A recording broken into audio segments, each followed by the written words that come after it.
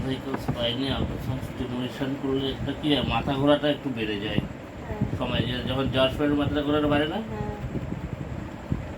আবার একটু রেস্ট নিলে মাথা ঘোরাটা নেমে আসে।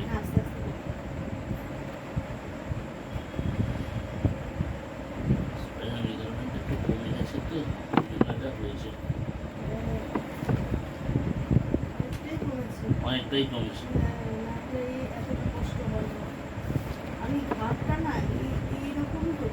ওটা খোলাটা কমুক আগে পুরো, তারপরে তো এখানে ফুলে রয়েছে যার জন্য ঘাটটা উপর দিয়ে তুলতে গেলেই মাথাটা অনেক ঘুরছে আর ভারী ভাব হয়ে যাচ্ছে।